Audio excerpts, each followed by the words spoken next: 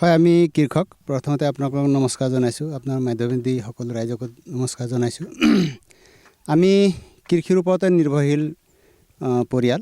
আমি কৃষিৰ দ্বাৰাই আমি সমূহ ভৰণ পোষণ, খোৱা উৰা পিন্ধা, ল'ৰা ছোৱালীক শিক্ষাদান কৰা, নিজে বছৰি বছৰি যি আৰু কৰিবলগীয়া কামখিনি আমি কৃষিৰ পৰাই কৰোঁ। আৰু ইয়াত আমাক বেছিকৈ সহায় কৰিছে নুমলীগড় ভূটানৰ কৰ্তৃপক্ষই।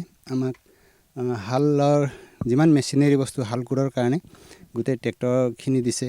আমি সমান্তৰালভাৱে ধান খেতিও এতিয়া এইমাত্ৰ চপাইছোঁ।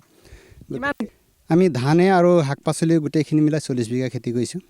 দেখিছে এতিয়া আমি আমাৰ লগতে আমাৰ কমচে কম 4টামান পৰিয়ালক আমি এই খেতিৰ দ্বাৰা আমি সংস্থাপন দিবলৈ সক্ষম হৈছোঁ। কাৰণ আমি অকলে ইমানখিনি বাটিব নোৱাৰিম। খেতি কৰিলে বাটিবও লাগিব যে, সেই বাটিবৰ কাৰণে খেতিত মানে আমি আৰু 4টা পৰিয়ালক আমি নিয়োগ কৰাইছোঁ। দিনে ৰাতিয়ে তেওঁলোকে আমাৰ ইয়াত খেতি কৰি আহিছে আৰু তেওঁলোকৰ এটা পৰিয়াল পোহপাল চলি আছে।